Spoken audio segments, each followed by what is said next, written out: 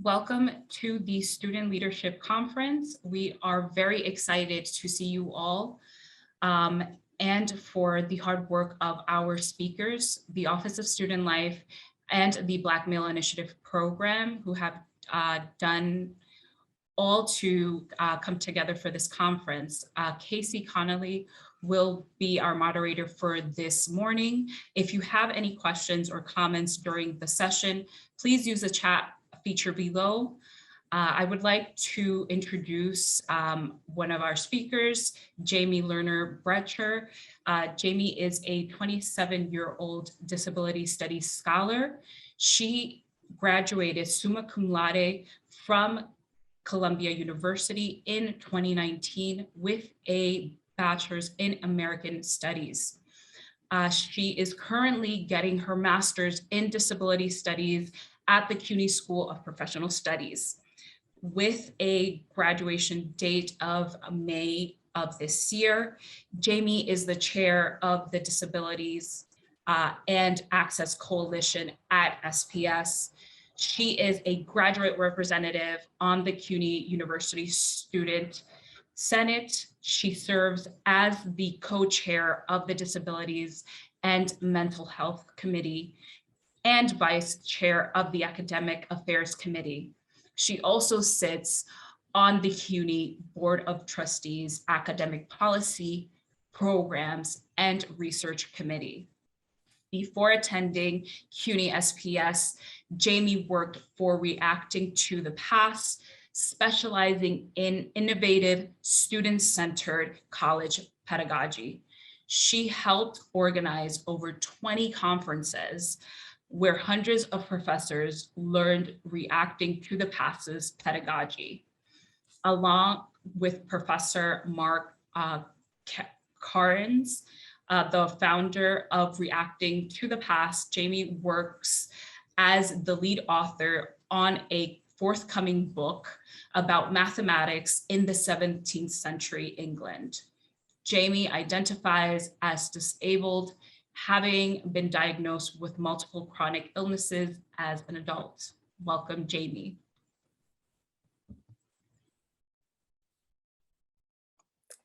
Okay, thank you so much. So yeah, our next speaker is Leonard Blades. He's a CUNY alumnus of Berkeley College with a Bachelor of Arts in Psychology and a graduate of the CUNY School of Professional Studies with his master's degree in Disability Services and Higher Education. As a graduate student at the CUNY School of Professional Studies, he was elected to serve 4 consecutive terms on the Student Association and founded the SPS Abilities and Resources Committees. It's now known as the Disability and Access Coalition. This serves and represents the SPS disability community.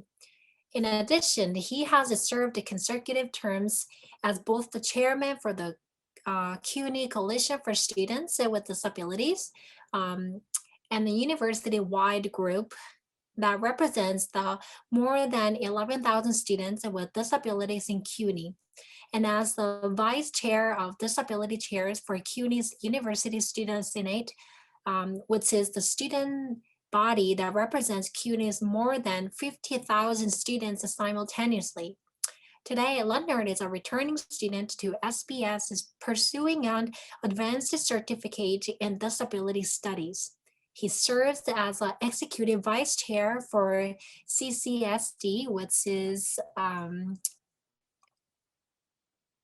CUNY Coalition for Students with Disabilities, and works as the disability accommodation specialist at the Queensborough Community College within their services for students with disabilities offices.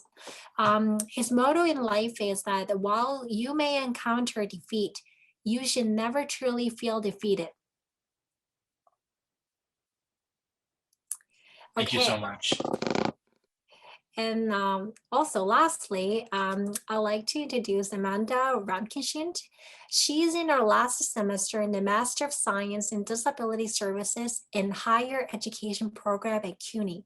She's a student with multiple intersecting identities as a woman, person of color, and person with invisible disability.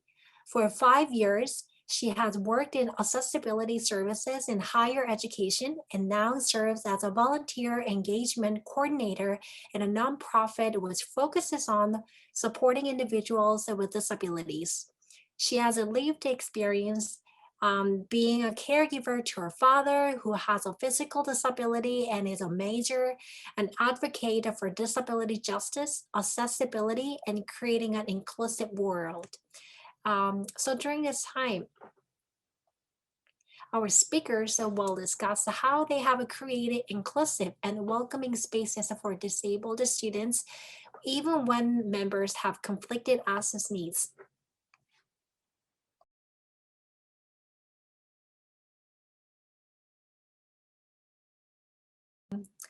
Yeah, I'm going to pass to Jamie for further discussion. Thanks so much. And I'm actually going to pass it to Casey to introduce herself. Hello, welcome everyone, and thank you for coming to our panel, Creating an Inclusive Space for Disabled Students, a discussion with student leaders. Our panelists are all members of the Disability and Access Coalition, also known as the DAC. The Disability and Access Coalition is a subcommittee of the CUNY School of Professional Studies Student Association.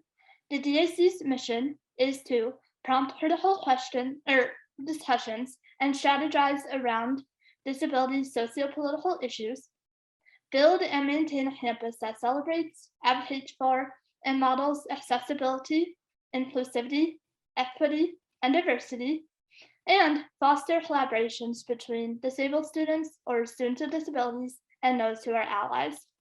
We provide programming and events in an effort to establish a supportive community where folks are empowered and affirmed in their intersectional identities. If you would like to know more about the DAC or join in on any of our meetings or events, we are going to post the contact information in the chat. And this is meant to be an interactive session, so if you have any questions or comments, feel free to add them in the chat. We'll leave time for audience questions at the end. My name is Casey and my pronouns are she, her, and I am in the Master in Psychology program. And I am a proud member of the DAC, and I'm very excited to moderate today's panel. At this time, I'd like for each of our panelists to explain why they got involved in disability leadership. Amanda, why don't you start us off? Thank you so much, Casey. Yeah, for me, I wanted to get involved in the DAC because I was looking for that face-to-face support that I was not getting through because the Disability Services and Higher Education program is entirely online. I wanted to get more involved in CUNY. I wanted to feel more connected to the university, and I was looking for a space where individuals with disabilities and allies can come together to talk about topics that are relevant to disability. And I wanted to take my knowledge that I learned in the classroom to apply it in a broader context. And I also really wanted to support others, and I wanted to create a more disability-friendly culture on campus and to just be a part of a collective where I could extend my advocacy. And I've really been enjoying it so far. That's right, thank you. Jamie, why don't you go next? Thanks so much, Casey. Yeah, so I originally got involved in disability leadership because I became disabled at 19 in the middle of my sophomore year of college. I had some health issues in the past, but had pretty much identified as non-disabled and just had some minor bouts. And then I became disabled pretty much overnight. I had to take a year off of college to figure out what was going on. I developed new, not only chronic illnesses and physical illnesses, but also learning disabilities. And so a lot of the things that I noticed that weren't barriers before, all of a sudden became massive barriers to me. And it wasn't only my disabilities or impairments that got in the way. It was even more than that. Barriers things that, professors were trying to be really helpful about things and would do things that would either out me as disabled or would be very unhelpful. And I realized there were so many privileges that I had that made me able to succeed in college, that made me able to overcome those barriers that most of my peers just didn't have access to, those same privileges. So for example, right, as somebody with a illness that can, manifest as heart things, like my professors took that pretty seriously. And so being outed as disabled wasn't a big deal. But I saw, especially with my friends that had, mental health disabilities, that wasn't taken seriously. Or if I had to miss a lecture, my mom was acting as my full-time caretaker, so she could go to a lecture for me and record it.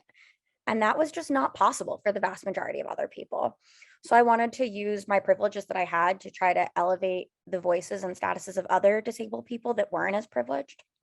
And I also had a background in public speaking to boot. So I figured that would be very helpful.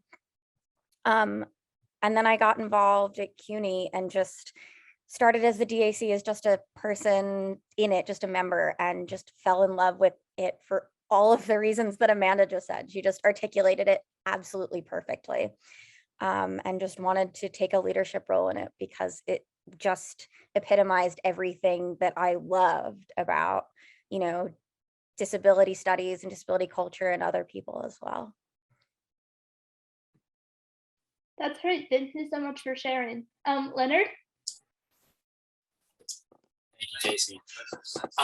For me, my disability leadership, it started when I was at Brooklyn College, and I got involved with the So Fed Up Club. It stands for Student Organization for Every Disability United for Progress. In short, So Fed Up. Still think it's a catchy name to this day. And yeah, I got involved with them, and Brooklyn. Thank you, Charmaine. And it was just a great club to be a part of, advocating for students with disabilities at Brooklyn College. We helped get, like the push panels, installed because there were doors that were heavy.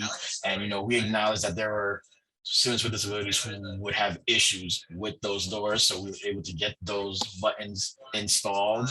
And another really proud accomplishment was when we got an accessorized bus stop implemented on campus. So I'm sure folks who are familiar with accessorized knows that's a really big deal.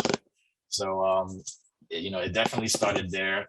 And then after I graduated, I found the CUNY Coalition for Students with Disabilities. It's the university-wide group, which represents the more than 11,000 students with disabilities throughout CUNY. And from there, I got to network and meet some amazing people. Obviously, Charmaine Townsend is our advisor. So shout out to Charmaine for always helping me out and just being the mentor she's been and friend. And then from there, one of the things that we really look into is making sure that disability students are represented at the different campuses with their own club. And I realized that SPS, they didn't have that. And actually that was something that myself, along with Christopher Lydon, we've had conversations about that. And, we were able to definitely, acknowledge that and address it, and now it became where it was known at the time, the Abilities and Resources Committee. And I proudly got to serve as the chair at that time. And now I'm just so happy to see it continue to flourish. Now it's known today as the Disability and Access Coalition, having leaders like Jamie, making sure that the club continues to thrive. And obviously Amanda and UKC being part of that club, hoping to continue the mission of making sure that inclusion is really brought to SPS when it comes to both the in-person and the online, community for our students. So it's been an honor, and just really happy to be a part of it. Thanks, Leonard. You also mentioned inclusion, which kind of leads into our next question, which is, what are the ways you can create an inclusive space for disabled students and people? So Leonard, would you like to start? Oh, by all means, thank you. So one of the ways that I know we definitely try to make sure people feel welcome, and included is, for example, at CCSD, during our full board meetings, it seems like a small thing, but it goes a long way. At the beginning of our meetings, we have like a couple of housekeeping rules. One of those housekeeping rules that I always want to highlight, and that we always highlight, is one mic. One mic is simple, where we say, hey, when someone has the mic, we want that it's their time to speak. It's their time to have their voice heard. It's their moment to express themselves, no matter what the topic is, no matter what we're discussing or during the meeting. If they have something to express and they have an opinion, they have the right to do that, and it's okay to disagree. We're not always going to agree on everything, but the key is doing it in a respectful manner, because those are values we definitely have at CCSD. And I definitely taken that into my role now as the club advisor for CCSD at QCC. I make sure the students, are mindful of that each time, when expressing themselves and talking to other students and welcoming other students, that it's an inclusive space and that everybody feels welcome, because that's how you continue to get more members. Everybody feels welcome, everybody's going to want to continue to join. That's great. Amanda, would you like to go next? Sure, thank you. Yeah, one way I think it's helpful to create an inclusive space for students with disabilities is simply offering them accommodations. And I know that's something that we always do, especially within the DAC, is whenever we plan an event, we think about how can we create this environment to be the most accessible as possible. And I think with a lot of events being virtual, it has really opened up the options to make accommodations easier, like enabling captioning and having it be recorded to someone who wants to rewatch it at a later time. And simply asking someone, what can I do to make this event or to make it as inclusive as possible really goes a far way. And even, for example, one of the last events that we planned was a disability passion sharing event within the Disability and Access Coalition. And Jamie had provided the presentation materials to everyone in advance of it to be reviewed. And someone in the group did a really cool art installation project and described the photos in detail, so that if someone in the group was blind or visually impaired, they were also able to participate in the experience. And adding image descriptions also really goes a far way. And if someone in the group preferred to just speak with the chat and instead of out loud, which can be uncomfortable for some folks, so things like that really make a difference. And Jamie and Bradsher have done such a wonderful job of creating this warm and inviting and positive space within the group so that everyone can feel comfortable to share, or if they wanted to just listen, and they can take away as much as they would like. And I know just how much of a positive impact that had in having the group feel like we can all work together, and getting to know other students on campus was really great as well. And you've really grown accustomed to the people and you make really great friends, which has been amazing. As a member, I concur that you can really make great friends in the DAC. Jamie, would you like to go next? Yeah, so one of the things that I try to do is we try to meet people where they are and not expect them to be anything other than that. So a lot of people don't necessarily feel comfortable with their camera on or speaking or voicing their own thoughts. So we try to let everybody have their own space to do that. So whether that's writing in the chat and keeping their camera and mic off at all times and having somebody else revoice like their introductions for them, or whether that's, having a front and center role and really being in the spotlight. And I just really feel like this has to do so much with inclusive pedagogy as well, that not everybody learns or expresses their own thoughts and expresses what they've learned in the same way. But everybody has a way to express it. And it's just about finding that way and making them feel that that's a perfectly valid way as well. And I think through this, we've really seen people flourish.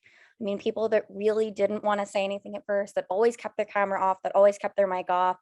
Maybe the goal isn't for them to have their camera and mic on by the end, but the goal is for them that they're, writing in the chat a lot and that they're coming to all the events and that they're excited for these things. And so, no expectations about where they should be, but the goal is just to get everybody involved. And I think that idea of meeting people where they are and not having any expectations of what's the right way to be a participant or what's the right way to be a student.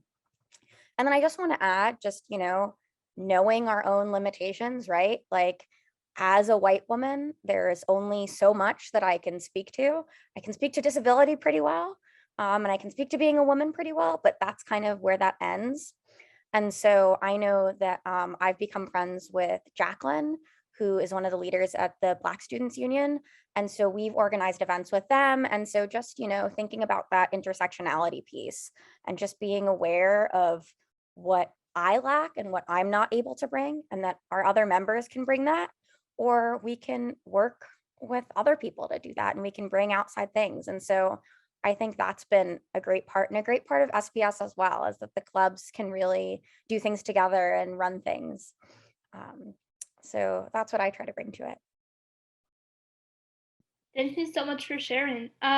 One aspect of being inclusive is using inclusive language. So can you all elaborate on the importance of inclusive language? Jamie, would you like to start us off? Actually, I want to pass it over to Amanda on this one, because I know this is a point that Amanda really feels passionately about, and I'll just follow up after her. Yeah, thank you, Jamie. I think that inclusive language is so important, and I think it can be as simple as just asking someone, what are your pronouns, or what do you would like to be referred to as, or even how do I pronounce your name? Little things like that can really go a long way. And to me, inclusivity is really about making people, regardless of their experience or their background, feel comfortable and feel like their identity matters, and feeling safe, and that no matter what it is, that they are accepted for who they are. And I know that's something that we really encourage within the CUNY community, because I think talking about disability can be a very stigmatizing and taboo subject for many people. And sometimes they can feel worried about how they're going to be judged or perceived. And we want to help sort of break down some of those myths and misconceptions. And I think one thing that the CUNY community really does is opening up that door and speaking with students about their experiences and learning to be comfortable in engaging with topics to really destigmatize disability and really encourage individuals to talk about it and to have that awareness. And we want students to know that their experience matters and that they do have a place on campus at CUNY. Thanks. That's great, thank you.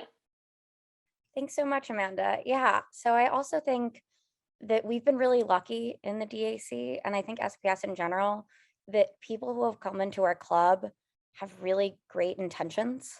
And there's nobody that's, actively out there that's saying that any of our identities are invalid or should be erased from this earth. And because of that, we can have a slightly different environment, I think, than maybe a wider, something that had maybe a more representative cross-section of the United States in many ways.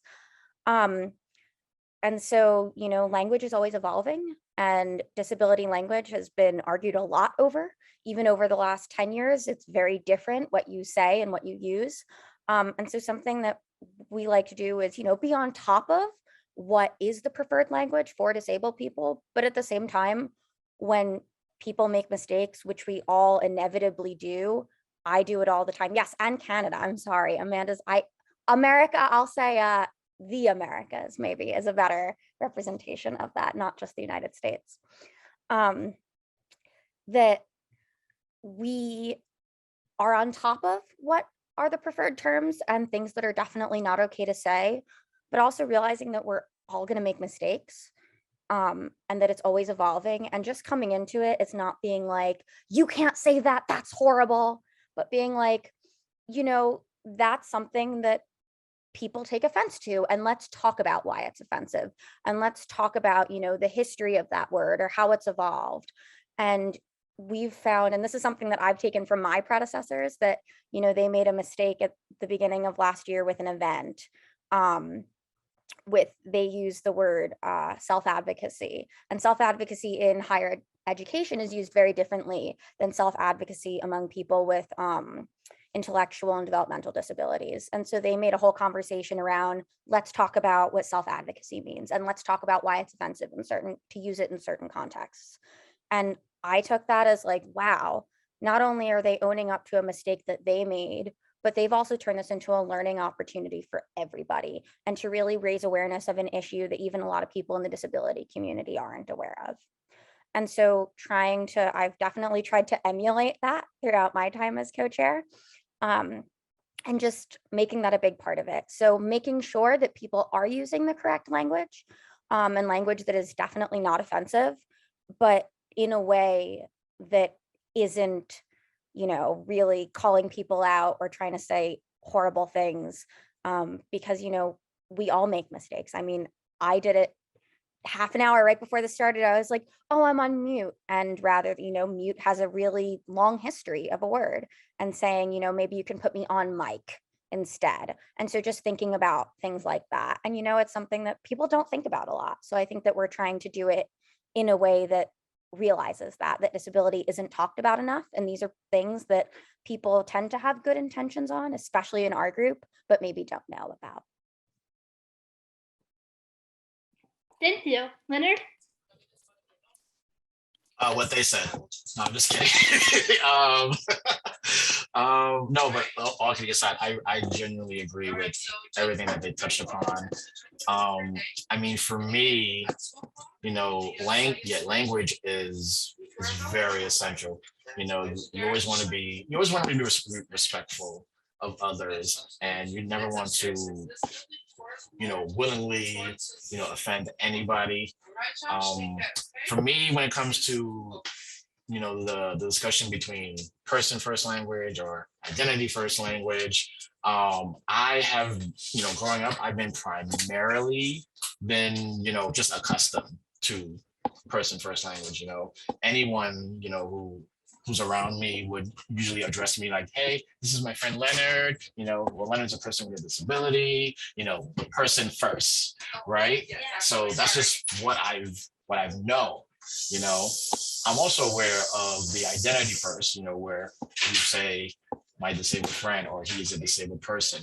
And, you know, again, for me, I don't have a problem, honestly, with either one of those, with either language. You know, I think it comes down to, not for all, but maybe for some, you know, how do they prefer to be addressed, you know, and being mindful of that. You know, I'm comfortable with who I am, how I am, in terms of whether I'm addressed as Leonard is a proud disabled man, or he's a proud person with a disability, you know, either or, because, you know, the word disability, it's a part of who I am. It doesn't fully define me, but it's very much a part of my identity. And, you know, and I think we can't be afraid of the word disability. Honestly, that's just my take on it.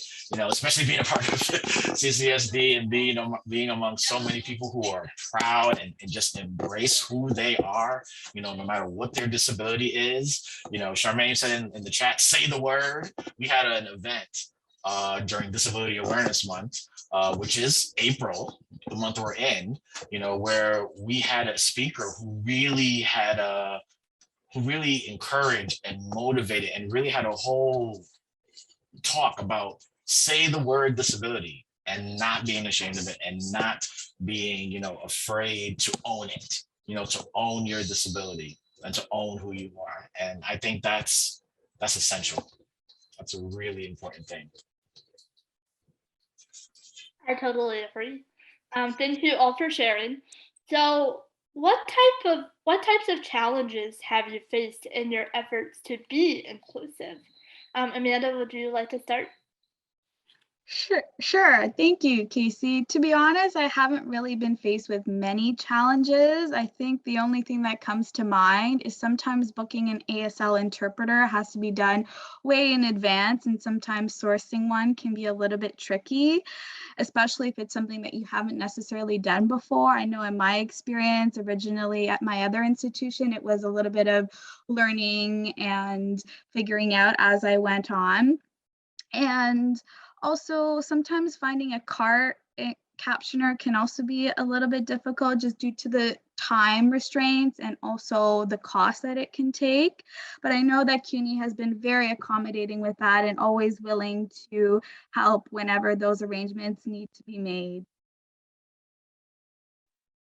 I'd love to follow up on that too. Yes, Yeah, please. sorry.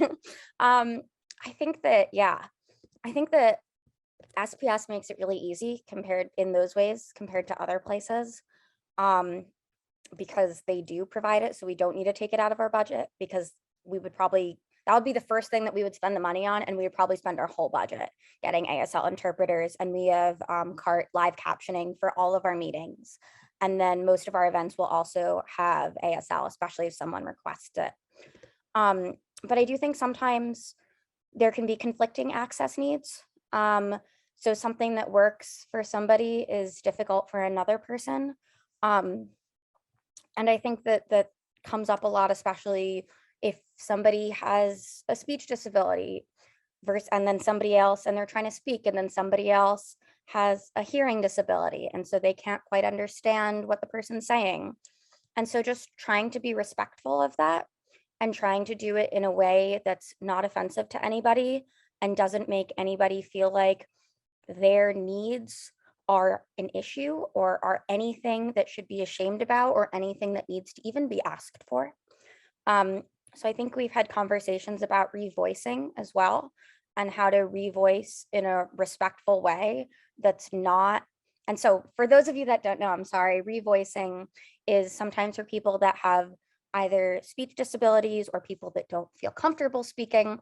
Somebody else will either repeat or make clear what the person was saying.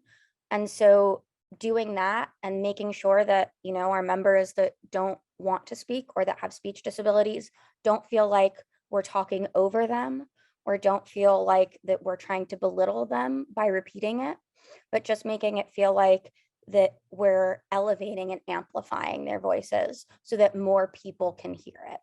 And that's sometimes needed especially for people that have hearing disabilities as well, that there's sometimes an access barrier there. So I think part of it is just being aware of it.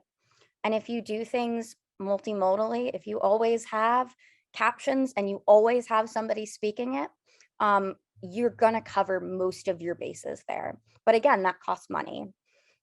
And then for me personally, something that's been difficult has been slowing down. I'm a born and raised New Yorker. As any of you know, that means fast talking, fast walking, fast thinking. And I came from an undergraduate institution that was always like, get as much done as possible and do as much as we can. And we're just trying to get everything done. And, if some people are lost in that thing to get there, well, then they're just going to have to catch up on their own. And for me, coming to SPS and coming to especially the Disability and Access Coalition, where that is not the goal. The goal is not to just get as much done and then leaving other people in the dust. The goal is to allow everybody to have a space to get things done. And because of that, it's made me need to slow down a lot. And it's something I struggle with. And it's something that's definitely been a personal challenge. But it's just been so rewarding, because when you do that and when you give everybody the time and the space to speak, you get a different product. it might not be done as quickly, and you might not be able to do quite as many things, but you're going to get a better solution, and you're going to get things that really represent everybody rather than just representing the few people that can kind of make it there on their own. And as we can all think of, the people who can make it there on their own without supports tend to be overwhelmingly white, non-disabled, straight, cis men, and that the people who get left in the dust are the people that have societal barriers put in front of them. So just the importance of slowing down has definitely been a challenge, but something that's just been so rewarding and so worth it. Thank you. That was amazing. Leonard. I'm with you there, Jamie. You know, again, with the fast pace, you said fast walking, for me, fast rolling for sure. Sure, maybe put it in the chat. No, definitely, you know, just like you said, meeting people where they are, going at a pace, you know, where you want to be respectful, that everyone feels comfortable with where they are, and just, you know, just being able to help and make sure that they're along for the ride, that we're on the same level, you know. And but also just in terms of challenges, I would have to say one was when we first started the DAC earlier on. It was just finding ways to ensure that whenever we had events, was to make sure that, again, pre-pandemic, people who would attend in person, but also including those who were virtual, who didn't have that option of coming in person to an event or coming in person to the campus.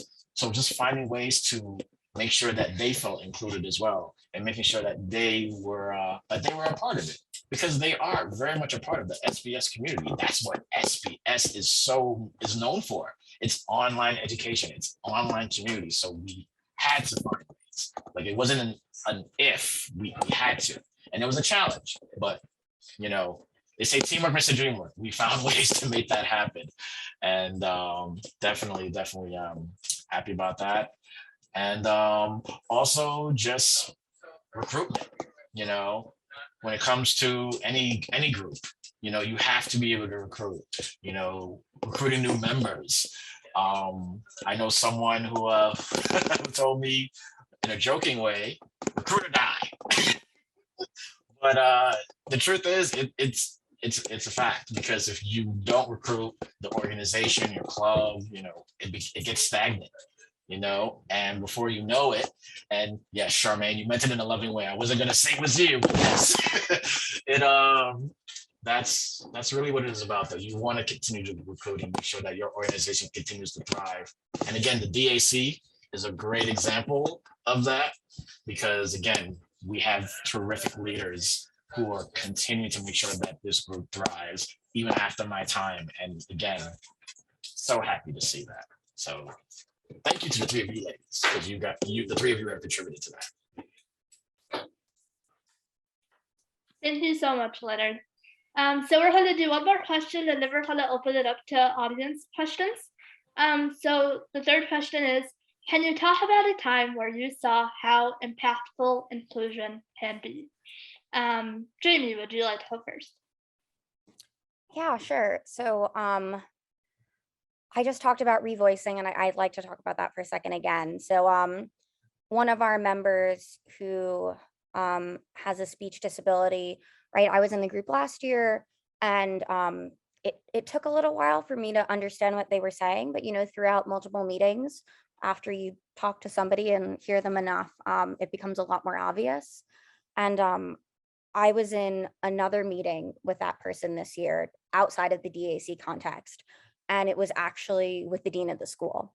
And this person was trying to ask a question and actually trying to give some really great and important input about the disabled perspective.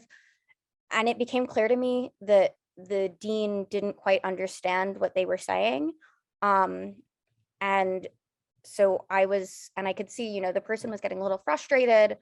And so I stepped in from a way that I had learned, not only from, I want to shout out to like 602 with Deva Kasnitz, and Deva Kasnitz has a speech disability, and so talked a lot about revoicing, but then also seeing it actually in action in the DAC and see people navigate it so successfully last year made me go, okay, I know this person, I know what they're saying. I know what they're saying is so important that the D needs to hear it. And so I took the opportunity to revoice in a way that, I thought was being respectful, but it was my first time doing it in a context like that. And I got an email from that person the next day that literally brought me to tears, that made me see how important this all was. And they were like, I really struggle with this. And when I get nervous and when I notice that people don't understand me, my speech gets worse. And so it just becomes this cycle of me being anxious about it and then them not understanding me. And so then I feel like, and they were like, and people associate not speaking with being stupid.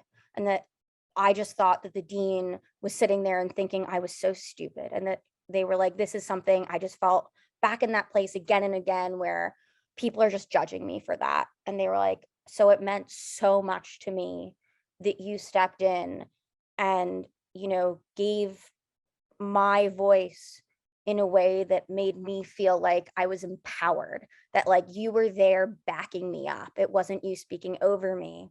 And they were like, and that just is so meaningful as to somebody whose voice has been so like literally and figuratively marginalized. And I read that email and just started crying. And it just felt like such a moment of why what we do is important.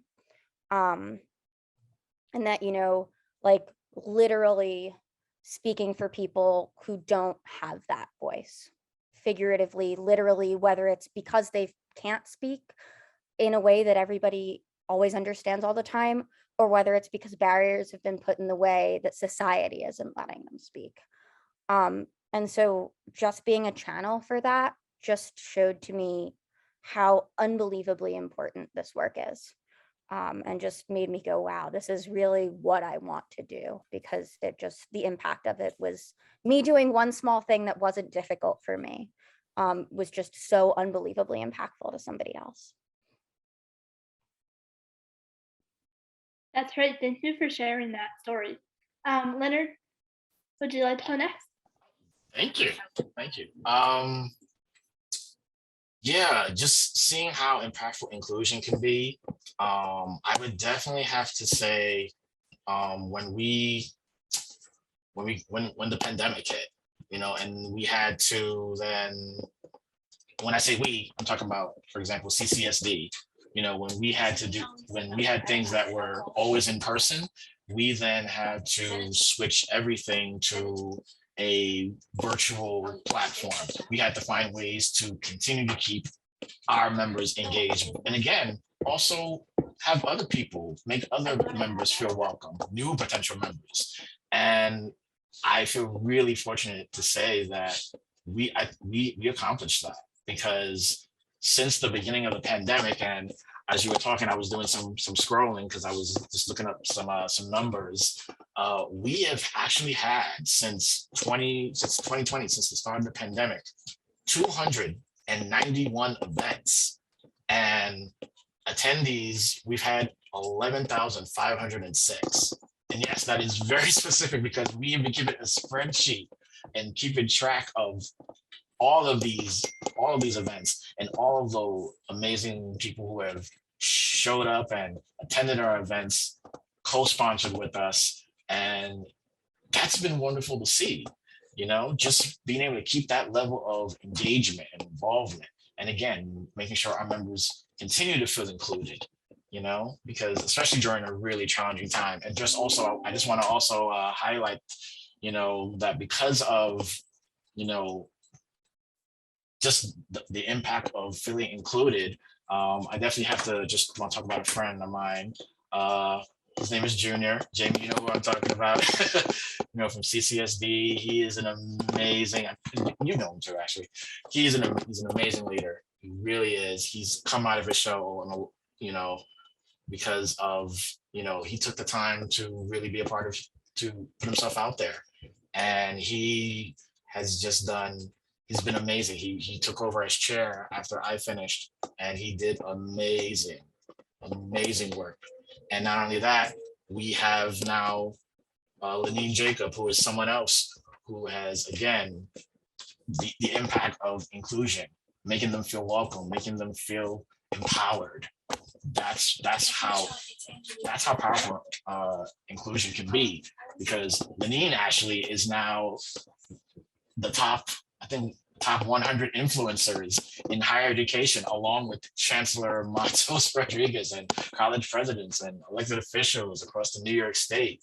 So again, just seeing the efforts, put in when you really try to include others, you get results like that where they feel empowered and they feel that they can do so much more than what they thought. So that's how powerful inclusion can be. That's great. Thank you so much. Amanda? Yeah, I mean, I completely agree with Leonard and Jamie. What they said was so beautiful and so wonderful. And I agree that I think inclusion is so important to make sure that people with disabilities feel like their voice matters and that they have a seat at the table. And I just want to share a personal example of a story that happened to me. And I'm a caregiver, and I help to take care of my father, who has a physical disability, as he uses a wheelchair after he had a very massive stroke in 2014. And he lost his mobility on the left side of his body, which became paralyzed. And when I completed my undergrad, I really wanted him to be able to attend my undergraduate convocation with me. And so he could be there at the ceremony. And so I reached out to my undergraduate school and I asked if they could provide us some accommodations for him. And thankfully, they were so happy and very much willing to help. And they provided him a personal support worker for the entire duration of the ceremony, as well as they offered him a commode that he could use on the day of, as well as a accessible wheelchair, and without any cost. And honestly, it just meant the world to me that he was able to attend and be there with my family and just have this celebration together. And it was a really instrumental impact on me because my dad has always been a real advocate for education and a huge influence in my life. And it was so simple how even if they did it just for me and one person, inclusion really made a difference so that he could be there. And it was such a memorable and worthwhile experience. And so I think even if it's about including one person and making sure that their accommodation needs are fulfilled, it's so appreciated and it's always a memory I can look back on. And so whenever I plan events, I always think about, is the venue accessible? Is there accessible public transportation? Is it accessible parking? Does it have an elevator, or are there accessible door operators? And if there are documents, can they be read by an accessible screen readers? And just little logistics like that, ensuring that there's enough accessible signage. Those things are so important so that people from all different ranges of experiences can participate and be included, which really, really goes a far way. That's a great story. Thank you so much for sharing. So we had about 10 minutes left before this is over. So this would be a great time to answer some audience questions. And I want to thank the audience for being so amazing in their interaction with the panelists. One question I saw earlier while Leonard was talking about inclusive language was, how do you navigate identity versus person-first language in regards to disability? So would one of you like to speak on that? So I'll just say quickly, it was put in our mission statement last year, and we didn't say it when we read aloud the mission statement because there's an asterisk. I'm not sure how you're like there's an asterisk here, and then look at the thing at the bottom when you're speaking it. But that we said in our mission statement, it's you know, foster collaborations between disabled students / students with disabilities, and then there's an asterisk, and it says, and those who are allies, and you know, noting, and the asterisk says, I don't have it in front of me, but something like noting that there is importance and nuance in language. And I think that you know, it was actually Casey who said this the other day, so I want to give her full credit for this, that, you know, as long as you have person in there, and then I also add, as long as you have disabled or disability in there, that's what's really important, is that acknowledging both sides of it. I'm somebody that personally prefers identity first language, but I find no problem, and I'm not offended by person first language. And I think that that's been a conversation that we actually had yesterday in the group, and something that we talked about last year as well, is just, again, looking at the purpose of it, and that sometimes a mix of that works, or if somebody strongly prefers something, noting that and trying to do that for them. That's great. Anyone else? Would any of you all like to speak on that, Leonard or Amanda?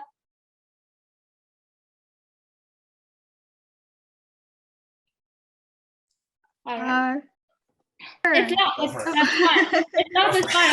I just wanted to make sure everyone who wanted to talk about it had the opportunity to talk about it. Yeah, definitely. I mean, I also use person first language, but I know that a lot of individuals with disabilities use both interchangeably, just depending on the situation or who they're with or the group. So I know it's a fluid process, that I know it's no like strict one or right way to do it. I think it just depends on the individual and what they prefer. So I know I've seen both used in either context. So it just really varies, I think. What about you, Leonard? I could not agree more.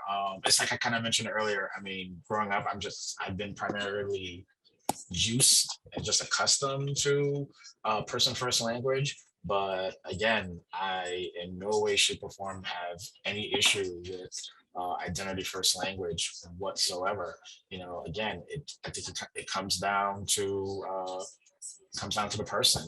You know, which language best, you know, suits them. You know, what would best, you know, address them in terms of who they are and how, and in terms of their comfort. You know, what works for them. So I think that's really what it boils down to. That's right. Thank you. So let's say we have about 7 minutes left, so we probably have time for another question and then our wrap-up question. So, Alvia just asked, what can faculty and staff do to expand services space for students with disabilities, particularly students with disabilities that are not visible? I'm going to take this one. So actually, I have a grant from SPS that they've been lovely to provide. And something that I'm actively working on, that I'm going to be doing a lot in the summer and the fall, is disability training for faculty. So I'm working on a 1-hour module that's disability training for faculty. And I've been using the money to create, implement, and research the effects of it. So I would say to do a whole panel just on that. But if you give me just a little bit more time, it's going to be rolled out, and any staff or faculty that wants to do it, you'll get paid for taking the training, and you'll get a little certificate. So I could talk about that forever, but I would say, you know, read up on best practices, read up on UDL. We have an expert here, Cheryl Bergstaller, is somebody that we're so lucky to have. She has a presentation this month. I can't remember where, otherwise I'd plug it. And so, yeah, just, you know, keep track of those things. And there's so many resources out there. Yeah. Thank you. Absolutely. Leonard, are you interested? Do you want to say something? Oh yeah, I just wanted to just add that, you know, again, CCSD, you know, we've held sensitivity training, you know, when it comes to disability, and being able to appreciate, you know, the faculty and staff that take the time to to be a part of that and to be aware of that, because the truth is not everyone is mindful of it, you know, and it's about being aware, and that's the most important thing. You know, if you're not aware, then you don't know, you know. So I think that's a really key thing. And if you're not sure where to start, talk to your Office of Disability Services, because they'll have resources for you too. There you go.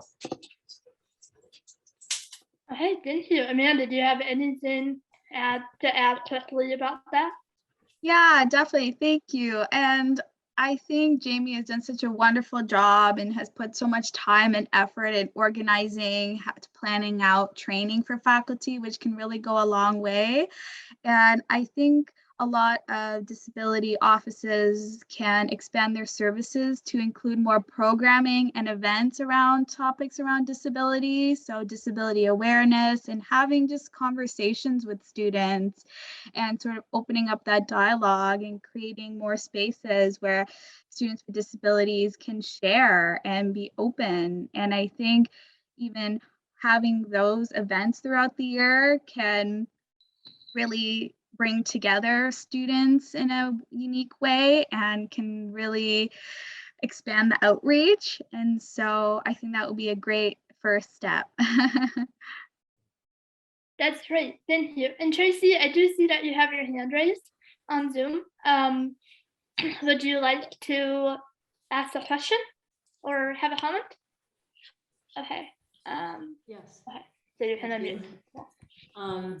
I just wanted to let you know, Jamie, that you actually may have some trouble paying staff. It's a very complicated issue. So you can, I'll put my email in the chat, and if we want to try to sort of work that out in advance so that you know all the hurdles, we can do so. Thank you. I really appreciate it. Yeah, it's something that it seems like, yeah, I won't get into it for other things, but thank you. I really appreciate it. Awesome. Thank you. So we have about 2 minutes. So very briefly for our wrap-up question, could you explain why creating a space for disabled students is important? Disabled people or disabled students? May I, if it's okay? Yeah, please go ahead. Thank you. Thank you. Again, I just want to say that it's important to create an inclusive space, because when you feel included and you feel welcomed, it goes such a long way. Because when you get that feeling from a group, you know, you're going to want to do more with that group. You know, again, I've seen it here at DAC, obviously, and my time in CCSD. You know, right now I currently serve with an amazing group. You know, I've already talked about Louis Jr. Alvarez and Lenine Jacob, but I also have to talk about Arlene Bassan, Xavier Santiago, you know, and of course our amazing advisors, Charmaine Townsend, Raymond Perez. It's just the power of feeling included, you know, reaching out to folks and saying, hey, you know, we see that you're really good. We see that you're great. You know, we see what you've done, and reaching out to them and letting them know that, hey, we feel that you can do more. You know, just that sense of encouragement, it goes such a long way. And that's why I'm just grateful to be a part of, you know, organizations such as CCSD and here at the DAC, because that the level of inclusion and just feeling welcomed, it's powerful. And I'm really happy to be a part of spaces like this. So I totally understand that. Completely agree. Jamie, Amanda, do you have any other brief examples of why this is important to create inclusive spaces for disabled people? Yeah, on a tangible level, 2/3 of disabled students drop out of college before they receive a degree. And one of the things that contributes most to that is a lack of feeling included and a lack of space. And so a place where you have a disability club or something that makes them feel like they belong. There's so many studies out there peer-reviewed actual studies that show that it's something that prevents students from dropping out. And even if it's just a space to say like, hey, I'm really struggling with this aspect or this professor or this accommodation, and have a space to talk that out and get advice. So, you know, there are all sorts of reasons that I could talk about, but just on an actual tangible level, like it stops students from dropping out. And that's important. That's great. Thank you. Amanda? I totally agree completely with Leonard and Jamie. And I think inclusion is so important. It means everything. And just having a space where students can feel like they can have peer support and knowing that there's others like them who share the same struggles is just so validating, especially with the online program. It's important to have that connection with other students and that feeling of togetherness. It just means the world. And I just thank so much to CUNY and DAC for just having these groups available for students to join and to have a space where they belong. It's just amazing. I agree, it is amazing. Thank you so much. And with that, thank you so much for everyone for coming. Please show some appreciation for our wonderful panelists. And I also want you to, I want to thank you for your participation during this event. We will put the DAC's information in the chat again. I believe Jamie has done so already, in case any of you are interested in joining, and we hope that you are. Thank you so much, and thank you. This was And great. thank you, Casey, you so and thanks much, to our everybody. advisor, Chris Leiden, and Yes. everybody who made this event possible.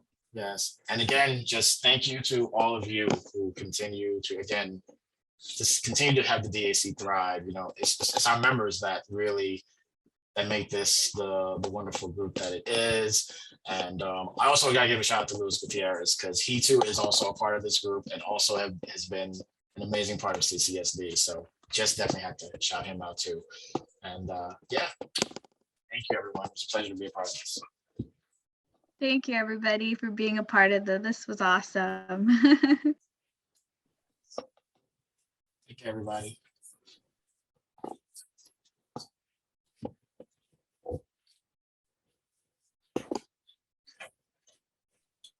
Great job, guys. Great job. Amazing. Very well put together. Thank you. Thank you. Thanks so much for making it possible. course. Have a good one, Yes. everybody. All right, buddy. Yeah. Have a great day, job, everybody. guys. Thank you, Bye. everybody. Bye. Yeah.